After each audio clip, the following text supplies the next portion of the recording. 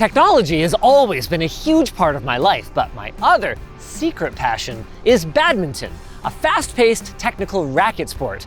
And after years of searching, I finally found the perfect property to satisfy my craving for both. By day, it's Smash Champs, a state-of-the-art badminton club. But just beneath the surface lurks a secret.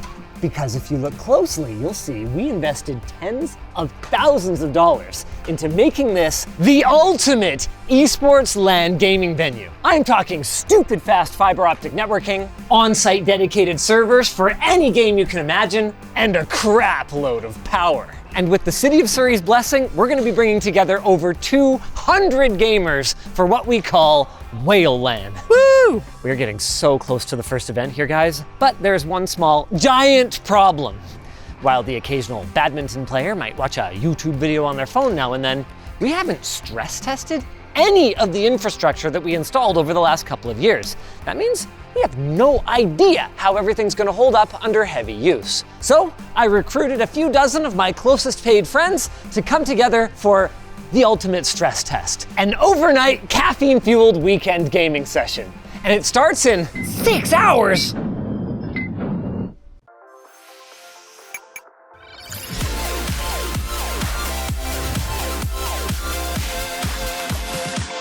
Guess what? It's Lime Day. This week on LTTstore.com, we are squeezing the heck out of our margins to bring you some really sweet deals. Today only, get a stretchy and comfy sport button-up for 50% off, or snag a fun and colorful MAC address Oxford for 75% off while supplies last. Save $20 on a mystery screwdriver and get one of 5 exclusive Lime Day colorways. Pick up a commuter backpack and you'll get either an 8BitDo controller with a charging dock or an LTTX Ridge wallet for free. And best of all, you get free shipping on every order over $175 US if you're shopping from the US, and every order over 250 Canadian dollars if you're shopping from anywhere else. So don't wait, visit lmg.gg/lime before it's too late. No, I'm not doing that again. Thankfully, there's not that much to do. We just have to unload the truck, build all the cable harnesses, set up all the tables, not to mention this server, which is brought to you by our sponsor, KIOXIA, who sent over some of their top-of-the-line CM7 Gen 5 NVMe SSDs that are going to be powering the fastest Steam cache that we have ever shown you guys. See, the thing is, we've only got 3 gigabit internet here, which is a lot, even for 200 people. But as we've observed in the past, the biggest source of traffic at LANs tends to be things like updates. So if Microsoft decided to push a big patch, or if Deadlock updated for the 3rd time that week, then everything else could slow to a crawl. That is where our caching server comes in. Woohoo! In simple terms, it's a computer that sits in between our internet connection and all of our attendees, so that rather than our internet maxing out and lagging everyone's games, the update will get saved to the cache the first time it gets downloaded, and then when every other person goes to grab that same update, hey, we already have the files stored and we can serve them from our cache, saving our precious internet bandwidth. And all of that happens entirely transparently to the user, meaning unless they're a network nerd, they can't even tell that it's happening, aside from their update downloading super fast, of course. And by super fast, I mean super fast. Thanks to these 4 KIOXIA CM7 PCIe Gen 5 Enterprise SSDs at the heart of our caching server. Each of these 15.36 terabyte SSDs can do, and I kid you not, 14 gigabytes per second read speed and an astonishing 2.4 million 4K random read IOPS. They're available in both E3.S and U.2 form factors, like we have here, and they, or any other SSD from KIOXIA's phenomenal lineup, is a great choice for your next server project, big or small. You can check them out at the link in the description, and we'll also have links to the rest of the parts we're using. Speaking of other parts, what do we got here? How about the case? Sure. Okay, thank you for that. Oh, God! Right on the motherboard, Linus. The heavy side. This is the Silverstone RM23502 Mini. It's not the fanciest rack mount case ever, but it's nice and compact, relatively inexpensive. They sell a rail kit for it, and more importantly, it has 5¼ inch bays up front. A perfect spot to put our KIOXIA Optical SSDs. drive. Nope. There wasn't a ready-made solution for this. Nobody really makes a Gen 5 ready 5¼ inch U.2 bay, so... Well, actually, Icy Dock has one on their website under concept projects. Oh, okay. They have like mock-ups and everything. I just don't know if they've ever made one. And they didn't respond to the email. So Jake designed our own. Yeah, it's basically the same thing, just crappier and 3D printed. Okay. But it works well. And these are just Gen 5 U.2 to MCIO cables. So other than that, it's just kind of a plastic holder. Fills its purpose. And you printed this on the new Prusa, right? Yeah, well, it's not really that new. Prusa XL.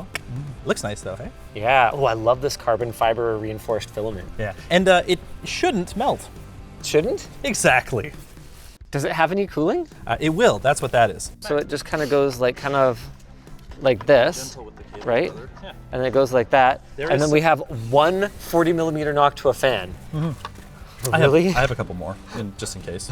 Okay. But I'm kind of hoping it's maybe okay. Okay. I guess now's a good time to talk about the motherboard that limits us in that way. This is the ASRock Rack EPYC 4000D4U. It's MATX, which fits perfectly in our case. It has remote management, which it darn well should, being a server. And perhaps most importantly, it's got these 2x8 MCIO connectors, which are perfect for our 4 KIOXIA SSDs at full Gen 5 speeds. It's also compatible with the CPU that we're using, which, in spite of the name of the board, is not an EPYC. Instead, we've gone with AMD's latest and greatest desktop CPU, the Ryzen 9 9950X3D. As for why we made this choice, well, a number of reasons, starting with the fact that it's a lot less expensive than many of the full-fat EPYC alternatives. And with the amount of PCIe Gen 5 lanes and the memory bandwidth they have on these top-end desktop chips these days, it's a surprisingly viable option. And that 3D V-cache does help it perform better in caching workloads like this. I couldn't help noticing that our cooler, though, is this really gonna work for a 9950X3D? We're gonna find out. The cool thing about AMD chips is even with the power super limited, they still rip. And AMD has like an eco mode functionality that limits it to a certain TDP if we have to. But I'm thinking we can just try undervolting and seeing what happens. Okay. I mean, realistically, we didn't choose this because we like doing any of that. Yeah. It more comes down to the fact that in a 2U form factor, there aren't really a lot of other options. Linus decided he had a meeting to attend, so I've been trying to get the SSD holder thing assembled. I realized that I kind of flubbed up a little bit and didn't make space for the connectors on the back. So I trimmed that with some snips, screwed in our cables, and in theory, this can now mount in the bay. I say in theory because I haven't tried. Oh, it looks like the holes mostly line up. That's a good sign. While Ryzen 9000 desktop chips do support ECC, I couldn't help noticing that we very much did not do that thing. Well, look how cool this RAM is. And it's worth addressing that while, yes, you can run ECC memory on supported motherboards with Ryzen CPUs, that there's still some weirdness with certain boards, and I just didn't want to deal with that. Speaking of weirdness, I couldn't help noticing that this case uses just like a standard ATX power supply. Yeah, this would work great in a rack. See all that airflow? That would definitely be there if you had a switch or something on top. Yeah, so how are we planning to get any airflow to our power supply? The FSP Twins Pro. It's a dual redundant power supply, but in an ATX form factor. Nice, okay, so we don't need a big intake here is what he's trying to say. Yeah, this just makes sense. What doesn't make as much sense is our boot SSDs. They're made of plastic, Jake. I guess so. A couple Patriot Burst Elite 480 gigs. Yeah, they're nothing special. But at least they're redundant, I guess? Not really, we'll talk about that later. But our network connection is this NVIDIA/Mellanox ConnectX 6 25 gig dual port NIC is perfect. It'll give us failover in the event that one of our cables or ports borks. Okay, cool, but 25 gig though? I mean, that seems kind of pinner for a cache of this magnitude. Well, this wasn't exactly my first choice. I wanted to run this, a dual port ConnectX 600 gig NIC. Instead, so we could really push those, well, I mean, to be clear, not really push those SSDs, right, but push them a little bit. In fact, I even had Sean and the boys swap out the normal UniFi aggregation switch with their like 48 port 25 gig / 100 gig enterprise campus switch. Okay, well that's cool, so why aren't we using it? However, this motherboard, you see right here, my friend, while it does make use of all of the PCIe on this chip, it shares half of the 16X lanes from this slot with the MCIO port right here, which we need for our SSDs.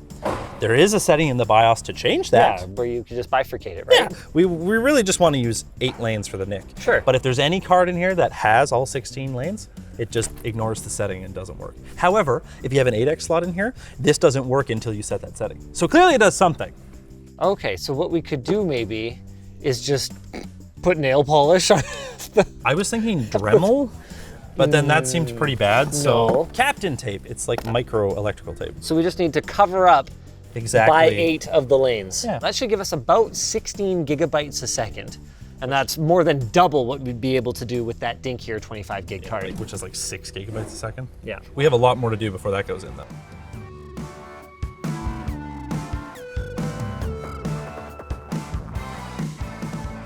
All right, let's get this 5 1/4 inch bay thing in here. Oh boy. Uh-oh. Uh-oh. Okay, this might actually be a problem. She's mint, don't worry. There's extra room. I have an idea. I am taking off these screws. Don't worry about Those it. are the wrong screws. Don't worry about it. You want these ones? Don't worry about Yeah, it. see. I'm just gonna disassemble some more of the case But for why? for why everything is fine. For whence? To Why don't get you just the slide it in from this side? thing in the, because it won't, Why? unless I do this. Nope, that won't go. Okay, there we go. Oh, that's the problem. These little ears on this piece don't sit on the front. They go in from the back. I didn't need to take any of that out. What happened? Don't worry about it. Everything's good, everything's great. Wow, that looks great. It does look great. I put little threaded holes so that we could have a little screw that went in and kind of like friction held these in. Yeah. They're kind of just like in there good enough. This is really tight, dude. What are we talking about? This right here. Oh, It's tight. damn. It's tight as a tiger. What? So what time is it, by the way? Oh my gosh. It's almost 4. I have WAN show in 45 minutes at the studio. Okay, let's be real. You don't actually do WAN show at 4:30. Literally no airflow for this RAM, but who needs it, right? Wait, did you not add the fans? What fans? You have to add fans to the case, you dork. What fans? The fans Oh, on the these? table. Well, where the heck am I? In the front there? There's 2 fan mounts there, bud. Dude, there's no room. Yes, there is. There is Oh. exactly 25 millimeters. He's over here playing with Falcon Northwest gaming computers. Oh, that looks really cool. It does look cool. Kelted it up like a special one for me to game at the LAN today with. It got a little bonked in shipping, and one of the fans was like scratching against something, so we had to take the fan out and reseat it, but now it's good, and I'm just putting the cable management back to where it was. Like, look at this. Look at how anal they are. That is mint. Do we only have 3 fan screws? This is why I hate doing builds outside of the studio. Okay, I'm done my part of the job. Where are you at? Just don't start saying numbers. Numbers. I'm trying to 23, 6, I'm gonna hit you. 75. Dude, I'm ADHD enough that that would actually trip me up. Okay, mark the thing. My God. Well, you keep saying 38. Oh, you wrote it down. Man knows himself.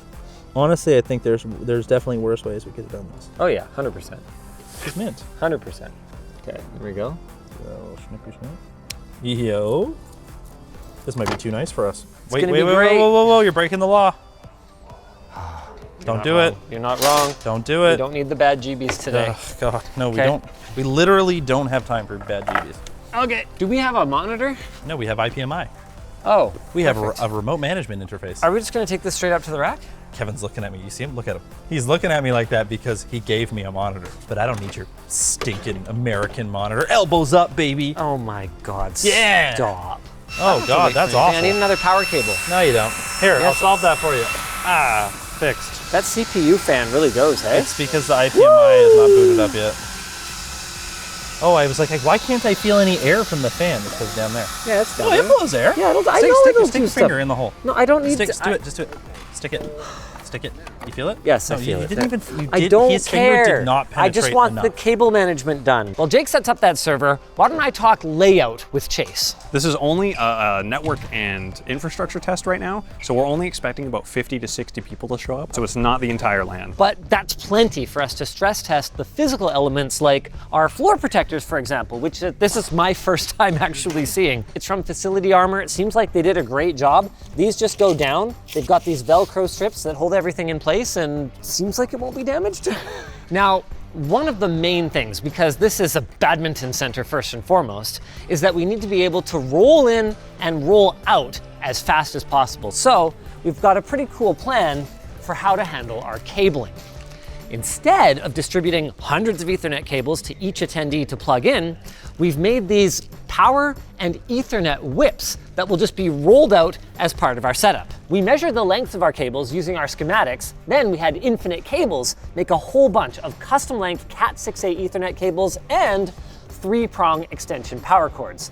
Huge shout out to those guys. Again, it really does seem like their supply of cables is infinite. We'll link some of their stuff in the video description because they provided literally all the cabling for the entire facility, including the fiber. More on that in a sec. Then all of the cables run back to these. On the bottom, we've got these sick 50 amp, 208 volt power distribution units. And then we use this chungus California standard power connector that's pretty standard in event spaces. And then on top of them, we actually bolted our network switches. Each of our rows gets one of these Ubiquiti Enterprise 48 PoE switches. These are the same ones that we used back at Whale LAN at LTX in 2023. RIP LTX. I still can't believe they sent all of these. Anyway, because they did, each seat will get at least a 2.5 gig connection, and who knows, maybe we could bump it up to 10 gig for the VIPs or the whales. Each row gets 2 10 gig single mode fiber uplinks into those switches for a total of 20 gigabit aggregate. And then you can actually see all the power connections spaced out along here. Once we're ready to do a real event, this entire space will be filled with desks and chairs. Okay, we got the system booted up here, plugged into our network switches for one of the rows just for now. I want to make sure everything's working before we actually install it in the rack. And it does look like the network card is running at PCIe Gen 4x8, which is great. We taped off the extra pins and that happens to have worked. However, I only see 2 of the 4 SSDs we have installed, which means the BIOS setting I talked about earlier is not set. Moment of truth, I'm in the BIOS. Sick, okay, it is set to the wrong setting. I know that's weird to be like excited about something being wrong. Hit save, and let's see if it works. Fingers crossed. Oh, actually, I should mention this thing. It's one of Eaton's new Triplite cloud-connected UPSs. I'm running the cache off it right now because we were kind of screwing around with the power situation during the setup, and these are pretty sweet because rather than having like a management weird thing that runs off of them, you just plug it into the internet and adopt it to their cloud software, and you can monitor and control these UPSs. And they're like small, compact, and not crazy expensive. We'll have links to those down in the description along with all the other parts like the bits for our computers and our KIOXIA SSDs down there. Got back into the BIOS and the SSDs are all there. Our network card is all there. The system works, baby. Now we just have to put it in the rack, do all the software setup, and there's already people here. It's now, I don't have a watch, it's 7 p.m. We're late. There we go, perfect. I know we said earlier we're gonna mount this on rails, but the rails that come in the rail kit look awful, and it just has this nice spot where I can sit right here and be future Sean's problem. Screw that guy. Look at that, we got both of our 100 gig links in an aggregate. We're ready to go once we set it up. Except I was smart enough to already have done that at the office, and here's how you do it. With 2 really cool pieces of software. First, LAN Cache. That's the heart of how this whole operation works.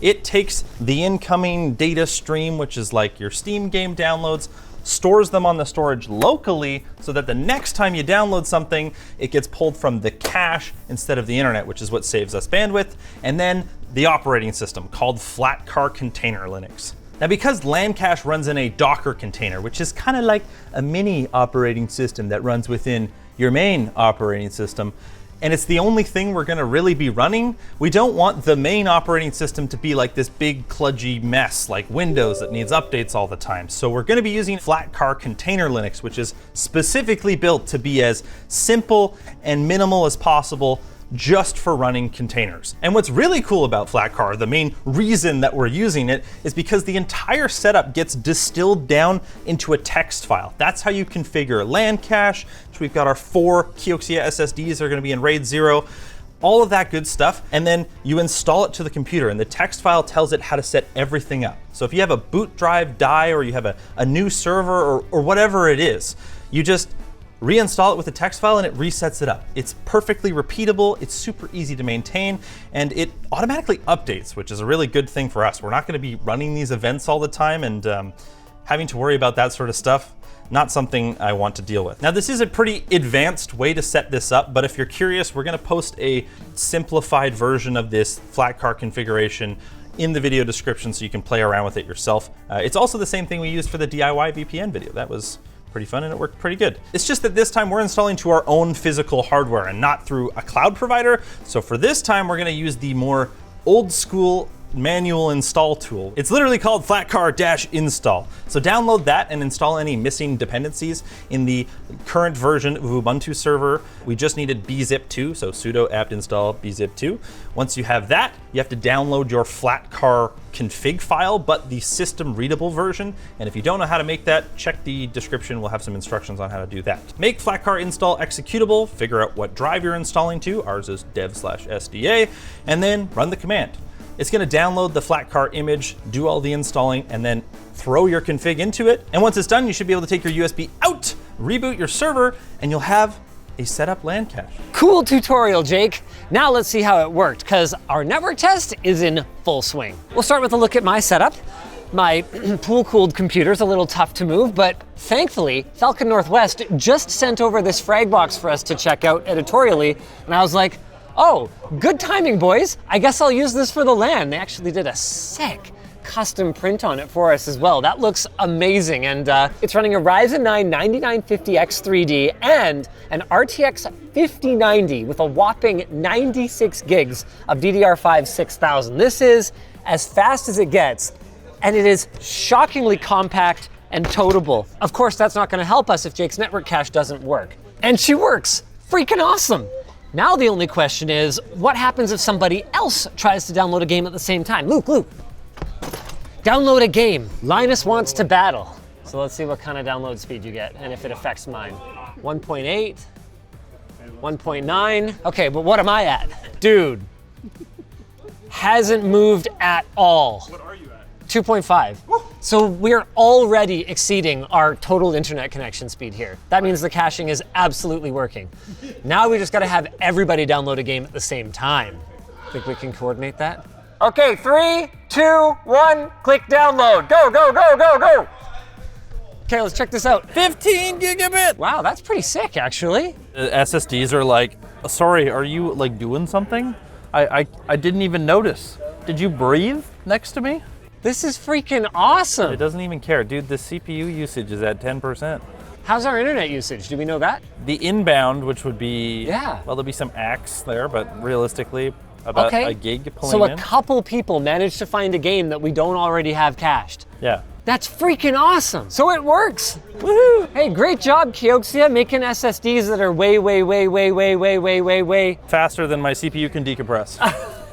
My CPU's at 100%. Yeah, it sure is, buddy. That's probably more our bottleneck right now than the actual caching server. Oh, 100%. In conclusion, even though this test was only with 40 or 50 people, once we expand to the entire facility, we've got plenty of headroom left over.